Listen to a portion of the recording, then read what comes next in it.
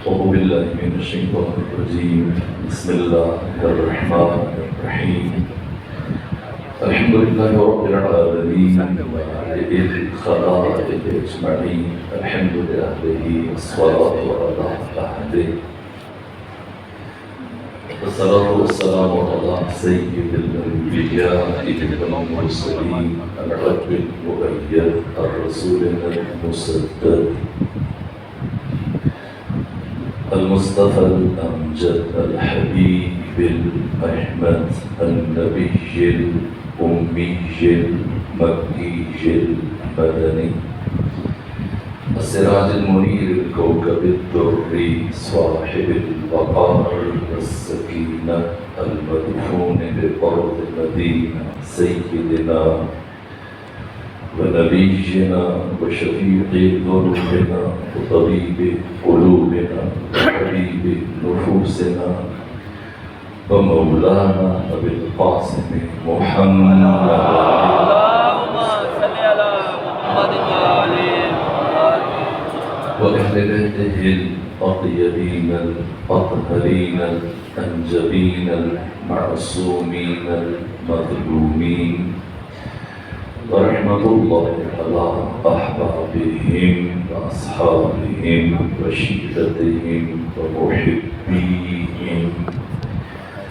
ومواليهم أجمعين ورحمة الله على أعدائهم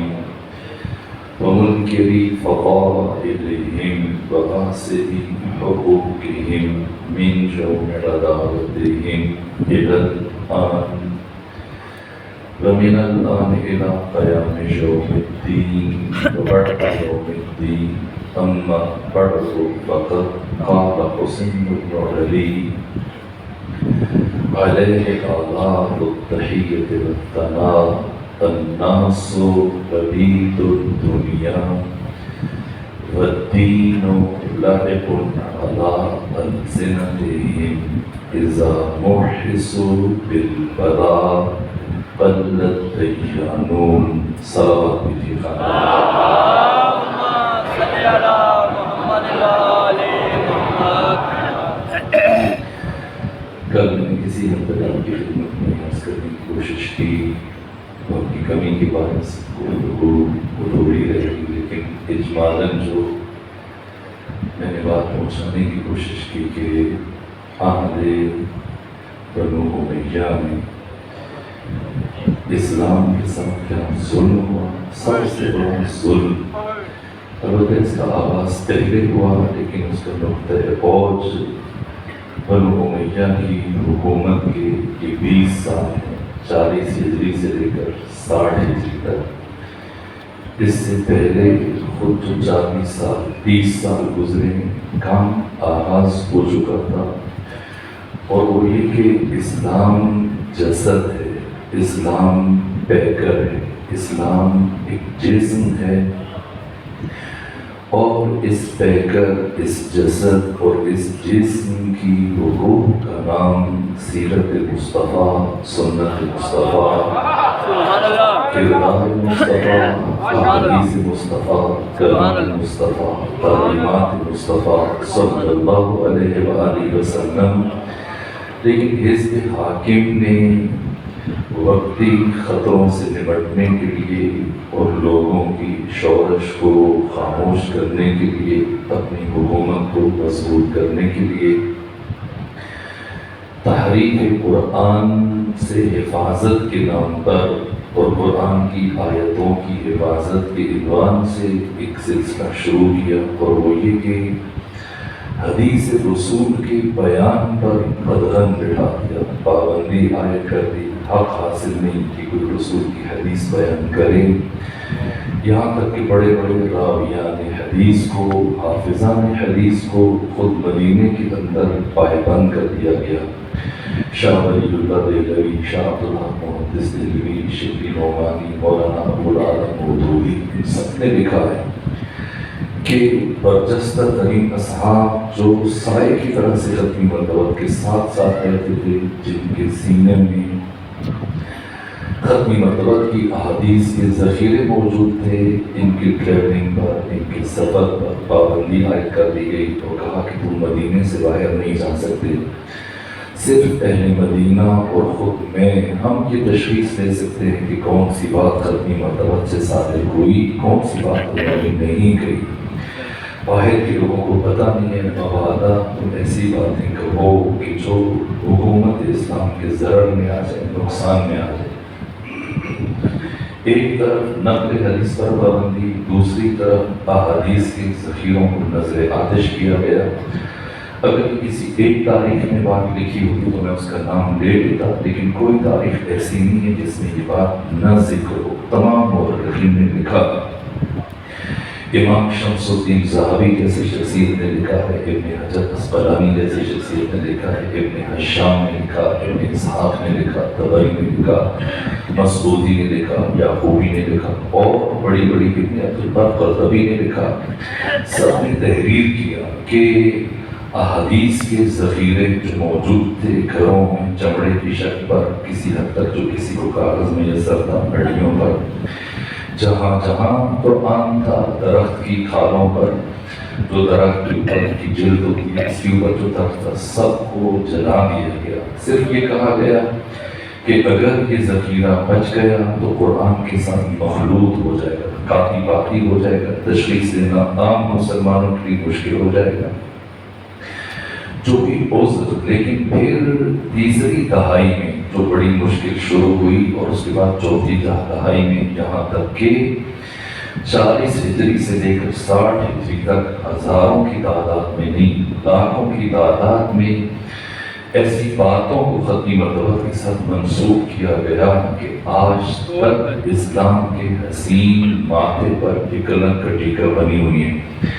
ایسی باتیں کہ جو عام انسان کے سے ذکر ہونا، صادر ہونا ممکن نہیں۔ جلد رسول اسلام صاحب خلق عظیم، عقل مجسم، صحابہ عقل، امام الانبیاء، سید الرسل سے ایسی باتیں سرزد ہوں، لیکن یہ بنو امیہ کے حکمرانوں کی مجبوری تھی۔ اپنا کردار بلند نہیں کر سکتے تھے، اپنی عادتیں نہیں چھوڑ سکتے تھے،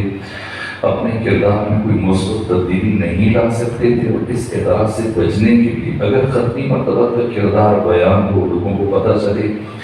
آخری طور پر نو مسلم افراد جو اسلام سے ابھی ابھی آشنا ہو رہے ہیں، ان کے ذہنوں میں سوال اٹھتا کہ یہ ختمی مرتبہ کا نام لیتا ہے، خود کو ان کا جانشین کہتا ہے، ان کا خلیفہ کہتا ہے۔ ان کے اور پیغمبر اکرام اسلام کے کرداروں کے درمیان بہت مشرقین ہے، 180 درجے ثابت مسافت ہے۔ یہ کس طرح سے رسول اسلام کا جانشین ہو سکتا ہے؟ اس لیے حزب حاکم کے لیے اپنا کردار چھوڑنا ممکن نہیں تھا۔ ظاہر ہے ذہن اگر میں بیان کرنا چاہوں تو شاید اس کے لیے اشرے بھی کم پڑ جائے، لیکن ایک جملہ اگر کہوں بنو امیہ کون تھے تو یہ علامہ امینی کا جملہ ہے۔ انہوں نے فرمایا کہ بنو امیہ کے اس خاندان کا ہر فرد امیہ تھا، جس کا بھی کردار اٹھا لیں، بھارت کا کردار اٹھا لیں، اوپر چلے جائیں وہ کردار امیہ نظر آئے گا، نیچے چلے جائیں یزید تک پہنچ جائیں، ہر فرد میں امیہ کے کردار کی جھلک نظر آئے گی۔ اپنا کردار کیسے چھوڑیں، اپنے کردار کو کیسے بلند کریں، لامحالہ انہوں نے ختمی مرتبہ کے کردار کو نیچے لے کے آئے تاکہ سنخیت برقرار ہو جائے۔ اس حد تک میں نے روایات پڑھی ہیں۔ جناب طبری جن کی وفات 310 ہجری میں ہوئی، انہوں نے تاریخ طبری کی تیسری جلد میں لکھا، باقی مورخین نے بھی لکھا کہ اب ابن عاص امیر شام پر اپنی ضرورت ثابت کرنے کے لیے اور اپنی ذہانت ثابت کرنے کے لیے اور یہ بات پہنچانے کے لیے کہ اہل مصر کو اگر کوئی شخصیت کنٹرول کر سکتی ہے تو وہ صرف میں ہوں، یہ مصری جو سرکش ہیں، باغی ہیں، ان کے اوپر صرف عمرو بن عاص کو حکمران رہنا چاہیے، یہ تصور امیر شام کے ذہن میں ڈالنے کے لیے اس نے ایک بات سوچی۔ اہل مصر کا ایک وفد لے کے آیا، اسے شام بھیجا امیر شام کے پاس، اور ان سے کہا کہ تم جب امیر شام کے پاس جانا تو اس ترتیب سے جانا کہ کوئی درخور اتنا نہ سمجھنا کہ وہ کوئی بڑی چیز ہے یا کوئی بڑی شخصیت ہے یا حاکم وقت ہے یا خلیفۃ المسلمین ہے، بس اس کی بات شخصیت کو نظر انداز کرنا، اس کی باتوں کو اہمیت نہ دینا، بہت ہی बारोब अंदाज से और वकार अंदाज से और एतमाद लब और लहजे के साथ उसके दरबार में जाना, जाके आंखों में आंखें डाल के बात करना, ये बातें कहना। अगर वो ये कहे तो तुमने जवाब में ये कहना। ये वक्त जब चला, मिस्र से शाम में पहुंचा, अमीर शाम को पहले से खबर थी वक्त मिलने के लिए आ रहा है, और जो कि एक जीरत आदमी था, होशियार आदमी था, भांप लिया अमर इब्न आस ने इस वक्त को इस खास मौके पर किस मकसद के लिए भेजा, जबकि वो हुकूमत चाहता है और मैं अभी तक उसके साथ हुकूमत का वादा पूरा नहीं करना चाह रहा। तो उसने इस वक्त को जैसे ही आया, शाम में पहुंचा, अहले दरबार को, अपने जर्नैलों को और शख्सियात को, गवर्नरों को ताकीद की जो फौज के ऊपर मामूर थे, फौज के अफसर का, इनको इस तरह से अपनी फौजों के दरमियान धक्के देते हुए, सदुकूब करते हुए इस तरह से गुजारना कि इनका कस बल निकल जाए, और जब मेरे पास आए बुखलाए हुए, सहमे हुए, डरे हुए, एक तो सफर के थके हों, बजाय इनकी ज़ियाफत के, इन्हें पानी पिलाने के, इन्हें खाना खिलाने के, ज़रा सा फौजियों के दरमियान इस तरह से धक्के देते हुए लाना, ताकि खुद इनके अंदर जो फिक्र है माफ हो जाए, भूल जाए। ऐसे ही हुआ। जैसे वो वक्त पहुंचा, आया अमीर शाम के दरबार में, एक सिपाही इधर धक्का दे रहा है, दूसरा सिपाही उधर धक्का दे रहा है, यूं ज़दोकूब के नतीजे में, धक्कमबेर के नतीजे में सफर से आए, न पानी किसी ने पेश किया, न खाना दिया, और जैसे अमीर शाम के पास आए, अमर इब्न साद ने मना किया था कि उसको खलीफतुल मुस्लिमीन कह के सलाम न करना, नाम लेके सलाम करना, ताकि उस पर तुम्हारा रोकतारी हो जाए, बजाय से कि तुम मकबूल हो जाओ, आंखों में आंखें डाल के ये बातें करना, ये गुफ्तगू करना, ये कहना, पूरा तैयार करके भेजा। लेकिन अमीर शाम ने जिस तरतीब से उनको अपने दरबार से लेके आया, और जैसे ही वो पहुंचे, करोफर देखा, इसका जाओ हशम देखा, इसकी फौज की कुव्वत और कसरत को मुशाहिदा किया, फिर उसका जिस तरह से अपना प्रोटोकॉल था, अंदाज था, सोने चांदी के बर्तन देखे, इसका तख्त देखा, आए थे, समझा कि ये भेजा गया था कि तुमने खलीफतुल मुस्लिमीन नहीं कहना। वो आए, सब के सब झुक गए अमीर शाम के सामने, और सबने बैठ जुबान का अस्सलामु अलैका या रसूलल्लाह, अस्सलामु अलैका या रसूलल्लाह। जनाब तबरी कहते हैं, इब्न हशाम कहते हैं, इब्न इसहाक कहते हैं, मुअर्रिखीन ने तज्जिया किया, इब्न हजर अस्कलानी ने लिखा, वो बात जिसे सुनकर किसी भी मुसलमान का दिल दहल जाए, कितना ही गुनाहगार क्यों ना हो, लेकिन अगर उसे रसूल कह दिया जाए, खत्मी मरतबत का मनसब उसके साथ मंसूब किया जाए, हिल के रह जाए, कांप जाए, लरस जाए, लेकिन न मुस्कुराने लग गया, कोई नफी नहीं की, न उस वक्त न बाद में नफी की, बल्कि एक मुअर्रिख ने यहाँ तक लिखा, ये तो रसूल की बात है, अगर वो कहते अस्सलामु अलैका या रब्बुल आला, ए हमारे रब, तब भी शायद अमीर शाम खामोश हो जाता है। ये अंदाज, ये रविश, मसला बुनियादी मसला बनु उमैया के साथ असल करबला हुसैन की जंग नहीं है, करबला तौहीद की जंग है, करबला खत्म नबूवत की जंग है, करबला एहतराम रिसालत की जंग है, करबला नामूस रिसालत की जंग है, करबला 1,24,000 नबियों की बका की जंग है, करबला विलायत की जंग है। ये सारी जिम्मेदारियां इमाम हुसैन के दोषे तवान पर इस तरह से हैं कि अगर मामूली कमजोरी हो जाए, नबियों की मेहनत ज़ाया हो जाए, खत्मी मरतबत की मेहनत ज़ाया हो जाए। मसला बुनियादी, हम भी जो ये अज़ा बर्पा कर रहे हैं, मजालिस बर्पा कर रहे हैं, सिर्फ और सिर्फ असास खत्म नबूवत है, ज़ात महवर खत्मी मरतबत है, मकाम खत्म नबूवत है। हमें जो जिस तरह से मुसव्विर पाकिस्तान मरहूम इकबाल ने उसूल दिया, कहा कि मोहम्मद से वफा तूने तो हम तेरे, ये जहां चीज लेकर लौह कलम तेरे, महवर मोहब्बत मुसलमान ज़ात खत्मी मरतबत है, महवर और मरकज और मस्दर ज़ात पैगंबर गिरामी इस्लाम है, जो पैगंबर का वफादार है। हमारे पास जो कसवटी है, हमारे पास जो मीज़ान है, पहली बात सहाबाए किराम की, सहाबाए किराम हमारी आंखों का नूर है, हमारे सर का ताज है, सहाबाए किराम उनके कदमों पर हमारी जानें कुर्बान हो जाएंगे, लेकिन हमारे पास सहाबियत का मय्यार ज़ात रसूलुल्लाह है, रसूल इस्लाम के साथ वफादारी है, वल्लाह कसम व खुदा, ज़ात रसूलुल्लाह जो महवर व मरकज़ है। हमारा सलाम हो उन सहाबा पर जिन्होंने खत्मी मरतबत के साथ अपनी ज़िंदगी में 23 सालों में वफादारी दिखाई दी। हमारी नस्लें कुर्बान हो जाए रसूल इस्लाम के नमाज़ जनाज़ा में शिरकत करने वाले सहाबा पर, हमारी नस्लें कुर्बान हो जाए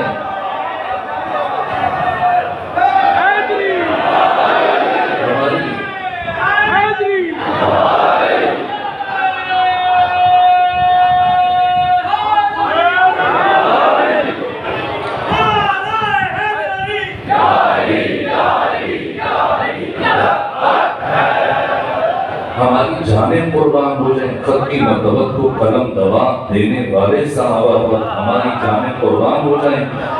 رسول اسلام پر ہزیان کی تہمت نہ لگانے والے صحابہ پر،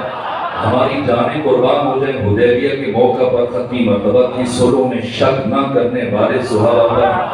ہماری جانیں قربان ہو جائیں جنگ احد میں پیغمبر گرامی اسلام کا ساتھ نہ چھوڑ دینے والے صحابہ پر، ہماری جانیں قربان ہو جائیں رسول اسلام کی، ہماری جانیں قربان ہو جائیں رسول اسلام کی آواز سے اپنی آواز بلند نہ کرنے والے صحابہ پر، ہماری جانیں قربان ہو جائیں رسول اسلام کے دروازے کی حرمت کو ذہنوں میں رکھنے والے صحابہ پر۔ معیار ذات نبوی ہے، معیار ذات مصطفیٰ ہے، یہی اقبال نے قانون دیا کہ محمد سے وفا تو نے تو ہم تیرے ہیں، یہ جہاں چیز ہے کیا لوح قلم تیرے ہیں، جس نے حرمت دروازہ ختمی مرتبت کا پاس رکھا ہمارے سر کا تاج ہے۔ آپ کہیں رضی اللہ کہو رضی اللہ کہہ دیں گے، آپ کہو اس کو آپ رحمت اللہ علیہ کہیں ہم رحمت اللہ علیہ کہہ دیں گے، آپ کہو اس کا سلام بھیجو ہم سلام بھیجیں گے۔ مرکز ذات مصطفیٰ ہے، محور ذات مصطفیٰ ہے، جو آئے آ کر ختمی مرتبت کے دروازے پر جھک جائے ہمارا سلام، ہماری نسل قربان، ہمارا معیار ذات مصطفیٰ ہے، ہمارا معیار ذات ختمی مرتبت ہے، ہمارا معیار رسول اسلام ہے۔ جو جھک جائے رضی اللہ ہمارا سلام، جو نہ جھکے رسول کے دروازے پر یا بطول کے دروازے پر رحمت اللہ علیہ دور کی بات ہے، رضی اللہ دور کی بات ہے۔ ہم صرف ایک لفظ کی بہت موضوع اور مناسب سمجھتے ہیں اور اپنی نسلوں کو بھی وصیت کر کے چلے جائیں گے، اگر کوئی رسول کا وفادار نہیں، اگر کوئی بطول کا وفادار نہیں، اس کے لیے ہمارے پاس ڈکشنریوں میں صرف ایک لفظ بچ جاتا ہے کہ اس پر ہماری اور ہمارے نسلوں کی قیامت تک یہ لعنت پڑتی رہے گی۔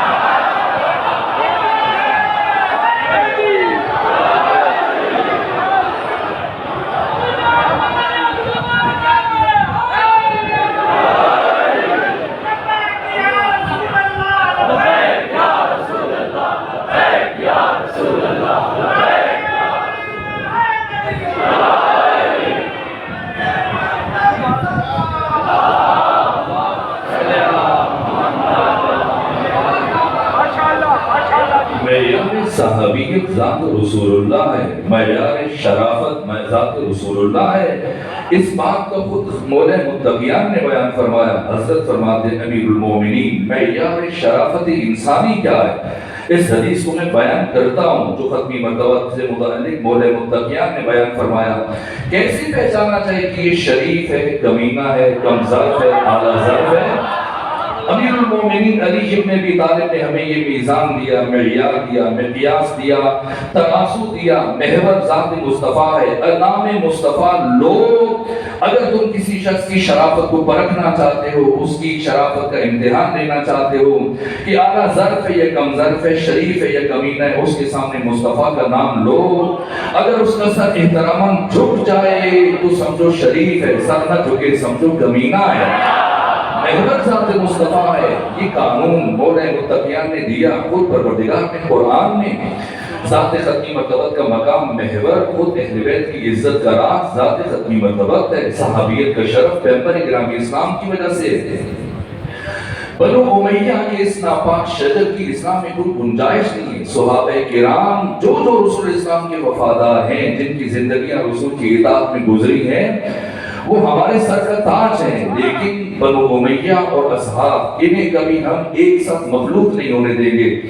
ان درمیان کے درمیان حد فاصل کا نام ایک حسین ابن علی ہیں۔ مجھ سے میرے بزرگوار کل مجھ سے خواہش کر رہے تھے کہ دن گزر رہے ہیں، آپ سب کا کردار بیان کر رہے ہیں اور بنو امیہ کی بات کرتے ہیں، امیر شام کی بات کرتے ہیں۔ آپ نے ابھی تک امام حسن مجتبیٰ کی کسی وہ گفتگو بیان نہیں کی۔ میں پھر کبھی بیان کروں گا، انہوں نے کہا پھر شاید ہم زندہ نہ رہیں۔ بات اس مرحلے پہ پہنچ گئی، اس نہج پہ پہنچ گئی جبکہ میں ان 6 افراد کا کردار بیان کر کے ان 12 جو سپہ سالار ہیں یزید کی طرف سے میدان کربلا میں ان کی طرف اشارہ کرنا چاہ رہا تھا، اور جواباً پھر ادھر سے امام حسین کی فوج کے سپہ سالار کا جوابی کردار بیان کرنا چاہ رہا تھا۔ لیکن اب اس مرحلے پر سماعتیں اتنی خوبصورت ہو چکی ہیں کہ میرا دل چاہتا ہے کہ میں اس بزرگوار کی بات کے جواب میں بیان کروں امام حسن مجتبیٰ کے کردار کا بھی ایک جملہ جو امیر شام کے دربار میں آپ نے گفتگو کی۔ امیر شام کے ساتھ مبادہ میرے دل میں کثرت رہ جائے گی کہ بزرگوار نے خواہش کیوں میں بیان نہ کر سکا، یہ کردار ہے امام حسین کے۔ کل میں نے امام حسین کی گفتگو بیان کی، امیر شام کے ساتھ جو آپ نے گفتگو کی، دوسری اس سے پہلے جو گفتگو ہے وہ امام حسن مجتبیٰ۔ جب امیر شام مدینے میں آیا اور سب کو بلایا، تفصیلات ہیں گریز کرتے ہوئے بس حضور کی خواہش کے احترام میں، چونکہ وقت بہت کم بچا، 2 سے 3 جملے عرض کروں گا۔ جب پہنچا مدینے میں، سب کو بلایا، یزید کی ولایت عہدی کا راستہ ہموار کرنے کے لیے بیعت کے لیے درہم و دینار کی تھیلیاں تقسیم کرنا شروع کر دی، اور یہی پیغام امام حسن مجتبیٰ کے لیے بھی بھیجا کہ آپ بھی آئیے گا۔ دن گزر گیا، امام نہیں آئے، صبح سے بیٹھے امیر شام مسجد میں وفود سے، افراد سے، شخصیات سے، خواص سے ملاقاتیں کر رہے، زور کے بعد عصر آ گئی، امام حسن مجتبیٰ نہیں آئے، یہاں تک کہ سورج ڈھلنے لگا، ہنگام غروب امام حسن مجتبیٰ مسجد نبوی میں داخل ہوئے۔ امیر شام کی دیوری پر بل تھے، جیسے امام پہنچے گا میں سمجھ گیا آپ نے کیوں تاخیر کی، اس لیے تاخیر کی کہ سارا دن گزرنے کے بعد میرے پاس جتنا مال و متاع ہے اہل مدینہ میں تقسیم کر دوں، جب آپ آئیں تو میرے پاس کچھ نہ بچا ہو، اور اس طرح سے میری سرخی ہو جائے، خفت ہو جائے۔ لیکن حسن مجتبیٰ یاد رکھنا، انا ابن ہند، میں ہند کا بیٹا ہوں، جتنا میں نے سارے مدینے والوں کو دیا اس سے زیادہ میں نے پہلے سے آپ کے لیے الگ کر کے رکھا ہے، تاکہ آپ کو میری حیثیت کا اچھی طرح سے اندازہ ہو جائے۔ یہ کہا اور اس کے بعد جگہ چھوڑی، داہنے طرف امام حسن مجتبیٰ اس کی مسند پہ بیٹھے، اور بیٹھ کے اس نے دوسرا جملہ کہا کہ اے حسن مجتبیٰ انا خیر منکا، میں آپ سے افضل ہوں، میں آپ سے بہتر ہوں، میں آپ سے اچھا ہوں، میرے پاس حکومت ہے، 3 بر اعظم میرے کنٹرول میں ہے، آپ کے پاس کچھ نہیں بچا، اب خالی ہے، مدینے میں رہتے ہیں ایک عام انسان کی مثل، انا خیر منکا، میں آپ سے افضل اور بہتر ہوں۔ جیسے یہ سنا امام حسن مجتبیٰ نے امیر شام کی آنکھوں میں آنکھیں گاڑ دی، اور اس کے بعد جملہ کہا، اے امیر شام، حسن مجبور ہے کہ وہ ایسی بات اپنی زبان سے ادا نہیں کر سکتا، اس لیے کہ حسن مجتبیٰ تجھ جیسے شخص کے ساتھ اپنا تقابل کرنا اپنی توہین اور بے ادبی سمجھتا ہے۔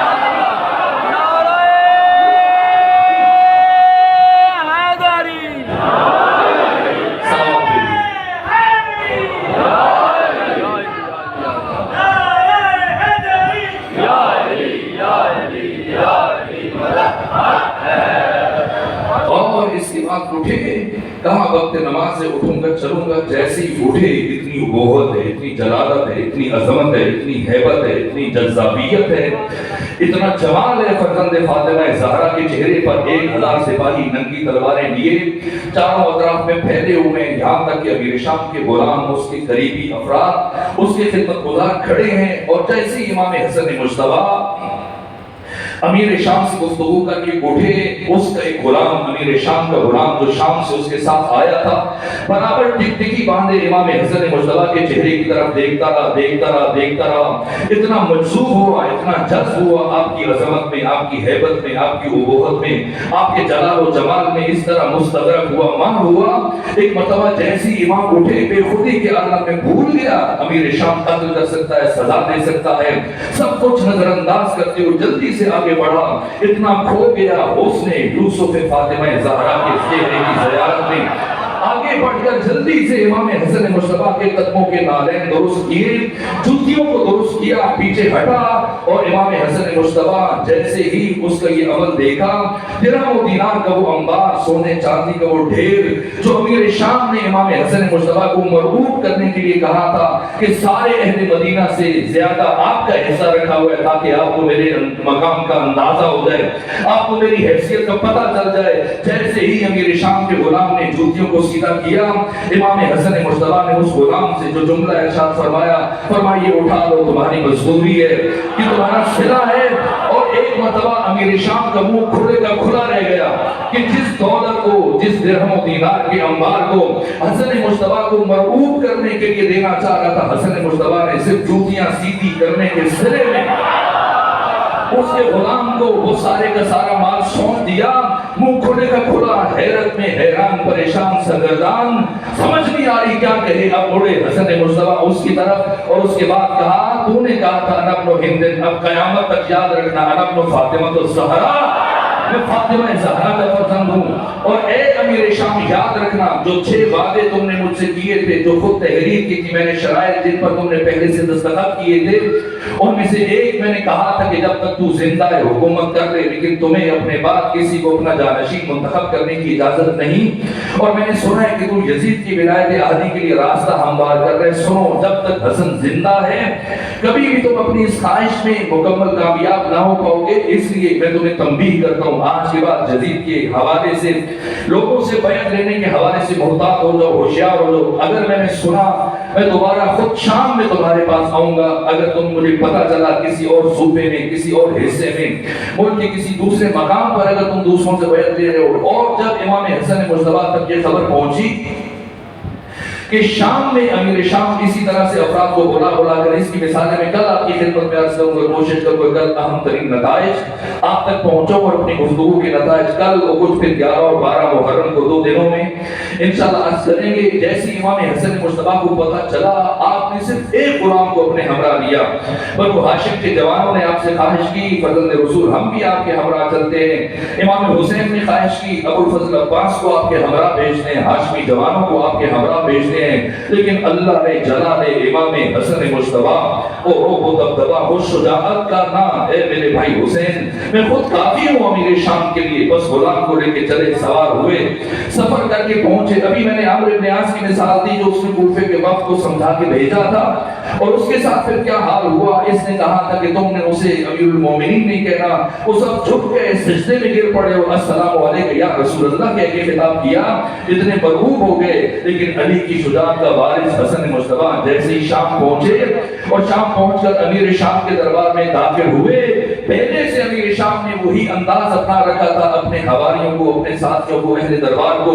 یہ کہہ رکھا تھا کہ حسن مجتبیٰ مجھے پتہ چلا ہے کہ مدینے سے چل چکے ہیں، مجھے مروان بن حکم نے قاصد روانہ کر دیا تھا،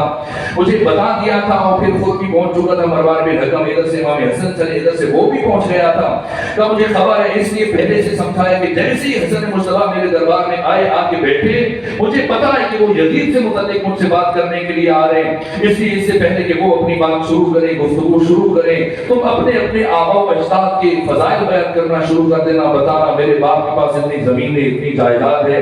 اتنے نوکر چاکر ہیں، اتنے اس کے پاس غلام ہیں، اتنی بھیڑ بکریاں، اتنے ریوڑ ہیں، اتنے اونٹ گھوڑے خچر ہیں، دوسرا بتائے، تیسرا بتائے، چوتھا بتائے، ہر ایک اپنے باپ کے دادا کے اوصاف بیان کرے، کمالات بیان کرے، فضیلتیں بیان کرے، اتنی فضیلتیں بیان کرو کہ حسن مجتبیٰ جو پہلے سے تھکا ہوا پہنچے گا، یہ ساری باتیں سنے گا، زد ہو جائے گا، اور سارے اپنے آباء و اجداد کے فضائل بیان کرنے کے بعد پھر حسن سے کہنا کہ اس کا باپ تو بہت بیچارہ شخص تھا، خاک پر بیٹھتا تھا، ابو تراب نام تھا، لوگوں کے درمیان فقیروں کے ساتھ بیٹھ کے کھانا کھاتا تھا، ان کے درمیان بیٹھ کے باتیں کرتا تھا، غریبوں کے درمیان فیصلے کرتا تھا، میرا باپ ایسا تھا، میرا دادا ایسا تھا، اس طرح سے کہ حسن مجتبیٰ زد ہو جائے، اتنے زد ہو جائے کہ مجھ سے گفتگو کے قابل نہ رہے، لیکن جیسے ہی فرزند علی ابن ابی طالب، فرزند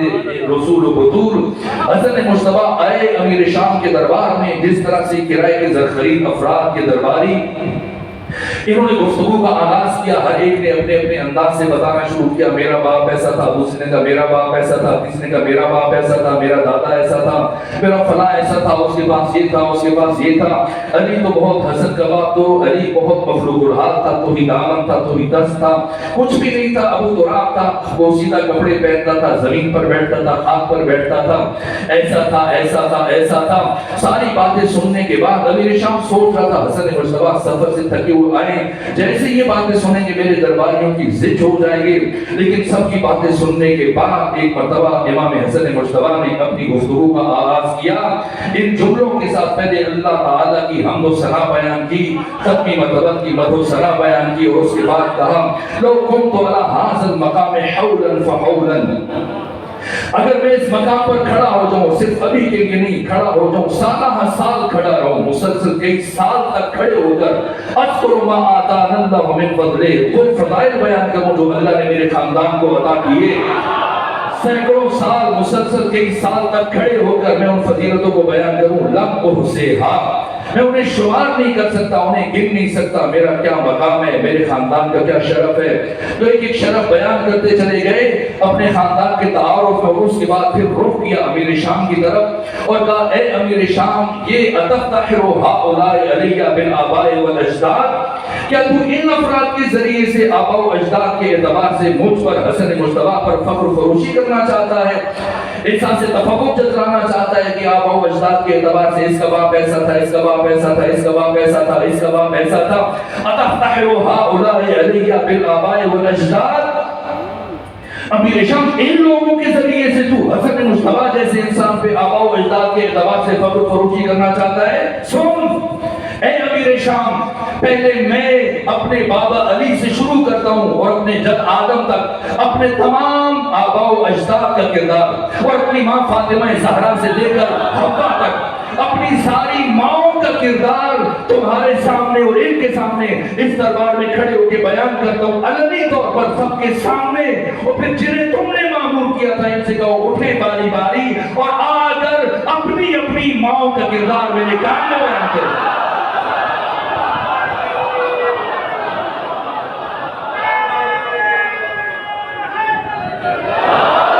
میرے کام میں بیان کریں۔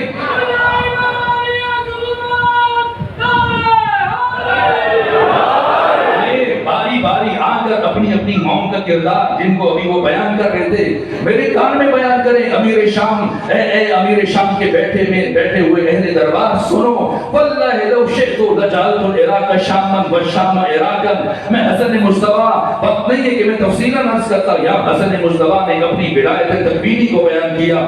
اپنے اختیار کو بیان کیا، فرمایا سنو واللہ لو شئت لجعلت العراق شاما والشام عراقا، اگر میں حسن مجتبیٰ چاہوں عراق کو شام بنا دوں، شام کو عراق بنا دوں، اور رجل امرأتن والامرأت رجلا، چاہوں تو مرد کو عورت بنا دوں، عورت کو مرد بنا دوں۔ یہ سننا تھا کہ اہل دربار میں سے ایک شخص اٹھا اور یہ جملہ کہا، اے ابن ابو تراب، من یقدر علی ذلک، کس نے اتنی طاقت ہے کہ وہ اتنا بڑا دعویٰ کر سکے کہ عورت کو مرد بنا دوں، مرد کو عورت بنا دوں۔ سورہ مبارکہ یاسین کے آخر میں آپ کی آیت پڑھتے ہیں، اذا اراد اللہ شیئا ان یقول له کن فیکون، کہ جب اللہ کسی شے کا ارادہ کرتا ہے کہتا ہے ہو جا، پس وہ ہو جاتی ہے۔ یہ 14 اللہ کی مشیت کے مظہر، یہ 14 اللہ کی رضا کے زر، یہ 14 خود اللہ کا ارادہ ہے۔ جیسے وہ حسین ابن علی روز عاشور جب حر ابن یزید الریاحی امام حسین کی بارگاہ میں آیا، آ کر کہا منہاج الدموع اٹھائیں، دمت الثاقبہ اٹھائیں، اللحوف اٹھائیں، مکتب ابن مخنف اٹھائیں، مکتب کی کوئی کتاب اٹھائیں۔ جب حر ابن یزید الریاحی نے حسین سے کہا آقا کیا میری توبہ قبول ہو سکتی ہے؟ حسین کہتے دعا کروں گا، آ جانا، اللہ تمہیں معاف کر دے گا۔ نہ کوئی کتاب اٹھائیں دیکھیں حسین نے کیا فرمایا، فرمایا ہو جا، اللہ نے تجھے معاف کیا۔ حسین اللہ کی رضا کا مظہر، حسین خود مشیت خدا، حسین خود ارادہ خدا، اور حسین کے بڑے بھائی حسن مجتبیٰ مظہر مشیت پروردگار۔ جیسے ہی میں نے کہا سورہ یاسین کی آیت، ایسا نہیں خمینی بت شکن نے اس کی تفسیر میں یہ جملہ لکھا کہ ایسا نہیں کہ پہلے اللہ ارادہ کرتا ہے پھر اس کے بعد کہتا ہے پھر ہو جاتا ہے، نہ ارادہ کرنا کہنا ہے، کہنا ہو جانا ہے۔ جیسے کہ ابن ابی تراب، من یقدر علی ذلک، علی کے بیٹے کس میں اتنی صلاحیت ہے کہ وہ اتنا بڑا دعویٰ کر سکے؟ یہ نہیں کہ ہو جا پھر وہ ہو گیا، نہ بس اتنا فرمایا اما تستحیین ان تقعدی بین الرجال، شرم نہیں آتی عورت ہو کے مردوں کے مجمع میں بیٹھ گئی؟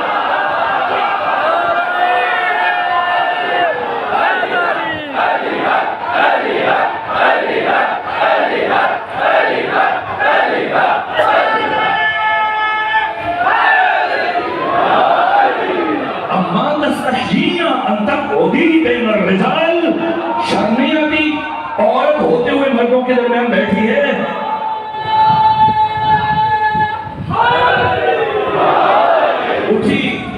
اٹھی اور چلی، لیکن اب اللہ کا جلال میں فسار الامام عن عقبها فنادى الامام عن عقبها، امام نے آواز دی صدا پوری سنو، تو عورت بنی ہے، وہ جو پہلے گھر میں ہے تو عورتیں اکٹھی ہو جائیں نا، قد صارت عیالک رجل، جا وہ جو عورت گھر میں تھی اب وہ مرد بن چکا۔ یہ گیا سناٹا چھا گیا، سناٹا چھا گیا، امیر شام کے دربار میں بہت دیر تک سکوت طاری رہا، اور اس کے بعد ایک مرتبہ امیر شام نے جھجکتے ہوئے، ڈرتے ہوئے، سہمے ہوئے کہا، اے علی کے بیٹے لقد فضحتنی، کیا آپ نے میرے گھر میں آ کر مجھے رسوا کر دیا؟ گھر میرا، تاج میرا، تخت میرا، حکومت میری، سلطنت میری، رعایا میری، اہل دربار میرے، ان کے سامنے آ کر آپ مہمان میری توہین کر دی۔ اب رخ کیا امام حسن مجتبیٰ نے امیر شام کی طرف اور فرمایا، سن اے لکڑی کے تخت پر بیٹھ کر فخر فروشی کرنے والے، پہچان حسن کون ہے؟ اے لکڑی کے تخت پر بیٹھ کر فخر فروشی کرنے والے، ان العرش سریری، حسن مجتبیٰ کا تخت عرش پروردگار ہے، وَأَحْمَدُ ضمیری، اور میرے ضمیر کا نام محمد مصطفیٰ ہے، وَعَلِيٌّ امیری، میرے امیر کا نام علی ابن ابی طالب ہے، وَالْحُسَيْنُ وزیری، میرے وزیر کا نام حسین ابن علی ہے، وَجِبْرِيلُ فقیری، اور میرے دروازے کے فقیر کا نام جبرائیل ہے۔ اور جو اگلا جملہ کہا فرصت نہیں کہ اس کی وضاحت کر سکوں، صرف مرد کے لیے اور سیری عورت کے لیے اشارہ کافی ہے، جو کہ صاحبان معرفت تشریف فرمائے، کہا کہ ان العرش سریری، والاحمد ضمیری، وعلی امیری، والحسین وزیری، والجبریل فقیری، وان شئت اقل لک سیری، تو بھی انسان بنتا ہے، تجھے بھی کہہ دوں سیری۔ سکتا کاری ہوا،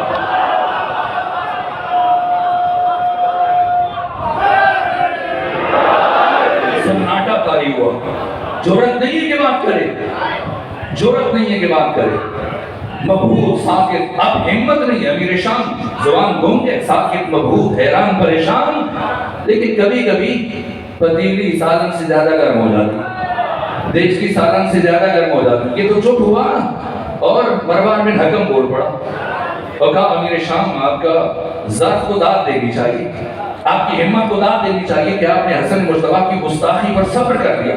اگر میں ہوتا تو میں حسن مجتبیٰ کا سر حسن کے دم سے جدا کر چکا ہوگا۔ جیسے ہی سنا امام حسن مجتبیٰ نے رخ کیا مروان بن حکم کی طرف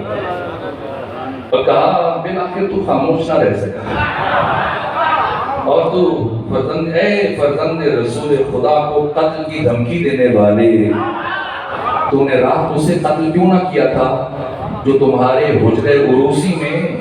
تمہارے گھر میں، تمہارے حرم کے ساتھ مشغول تھا؟ وہاں غیرت دکھاتے، رسول کے بیٹے کو غیرت دکھا رہے ہو۔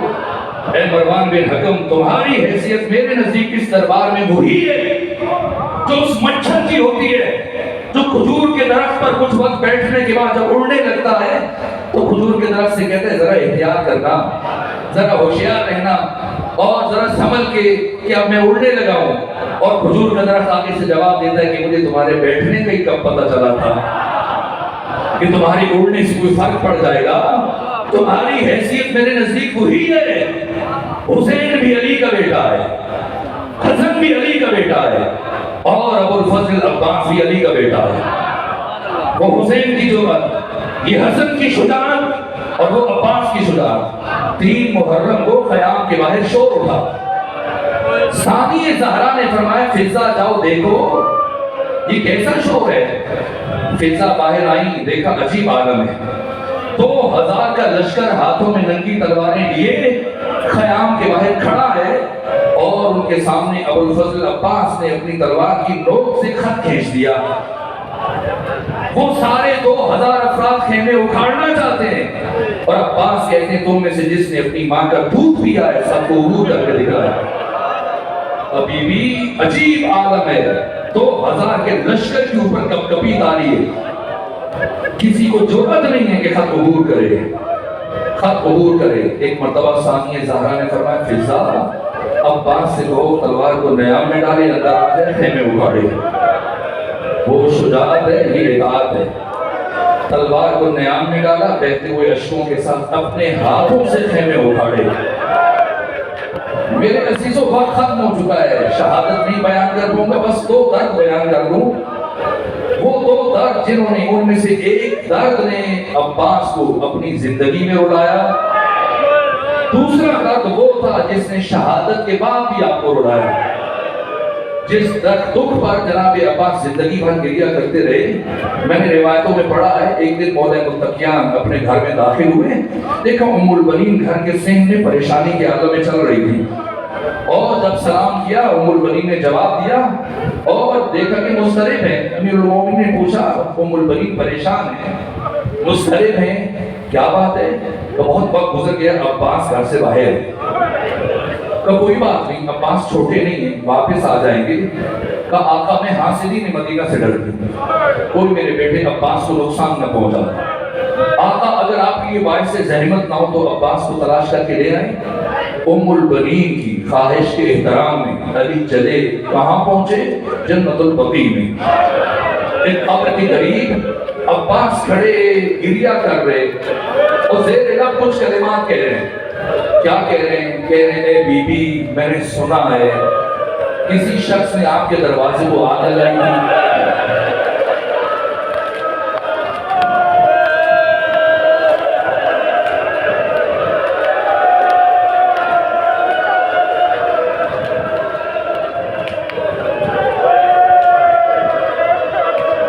بی بی میں نے سنا ہے کسی شخص نے آپ پر جلتا ہوا دروازہ گرایا تھا. بی بی میں نے سنا ہے کسی شخص نے آپ کے رخسار پر تماچے مارے تھے.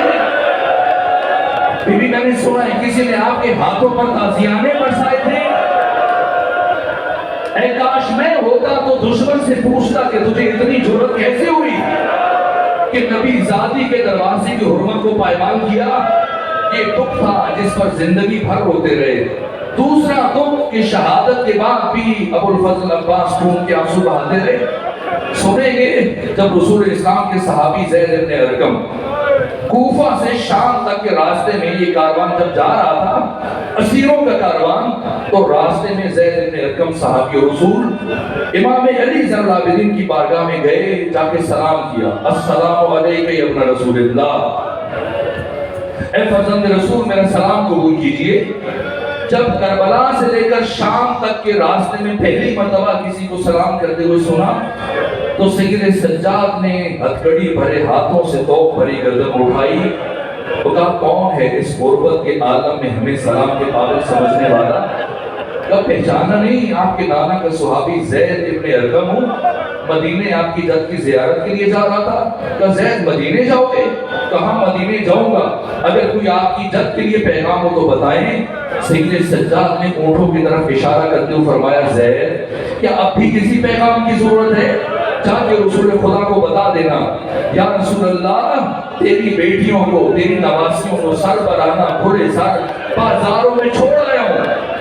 بس آخری جملہ عرض کروں میرے عزیزوں, تفصیلات سے گریز کرتے ہوئے. ایک مرتبہ زید نے شہیدوں کے سروں کی طرف دیکھا اور دیکھنے کے بعد پوچھا آقا یہ سر جو تلاوت کر رہا ہے یہ سر کس کا ہے؟ کہ زید پہچانا نہیں, یہ میرے بابا حسین ابن علی کا سر. کہیں تو دو سر ایک ساتھ نظر آ رہے ہیں, کہ یہ میری پھوپھی زینب کے اور محمد کے سر ہیں.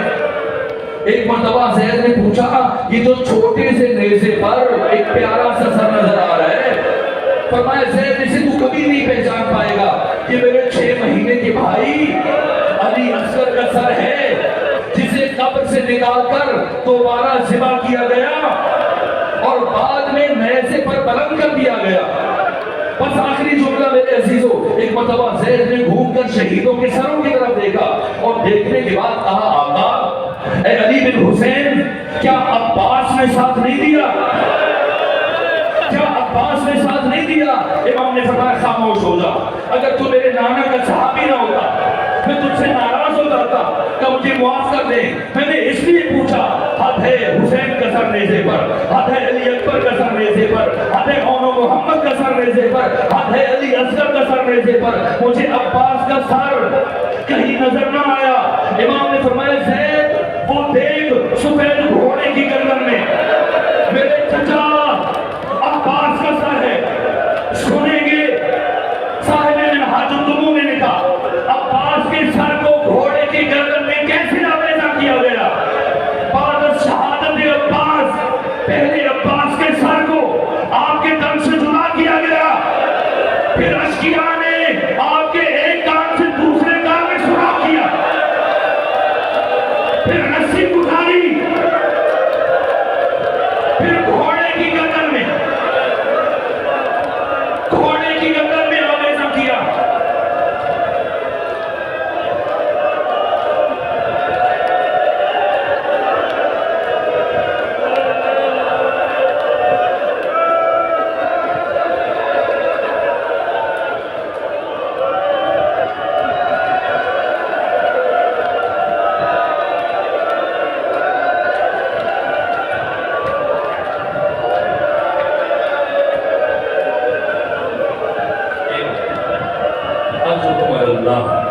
فاطمہ زہرا راضی ہو، امیر المومنین آپ کی شفاعت فرمائیں. یہی حق ہے، ایک ایک عشق کا آپ کو سیدہ زہرا اجر عطا فرمائے. پروردگار ان آوازوں پر اپنی رحمتیں نازل فرمائے.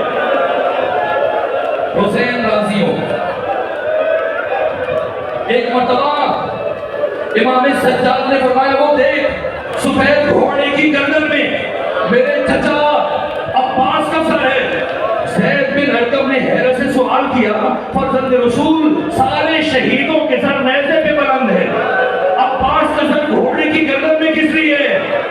فرمایا زید نہ میں بتا دوں گا اس کی وجہ نہ تو سن پائے گا، چلو خود جا کے چچا سے پوچھتے ہیں. اور جب قریب پہنچ کر امام سجاد نے سلام کیا، عجیب کیفیتیں، عجیب جملے ہیں. ایک مرتبہ کہا کہ میرے جد کا صحابی زید بن ارقم پوچھ رہا ہے کہ کیوں آپ کا سر گھوڑے کی گردن میں ہے. لبہائے عباس میں جنبش پیدا ہوئی. فرمایا ارے رسول کے صحابی میرے سر کو دشمنوں نے کئی مرتبہ نیزے پہ بلند کیا،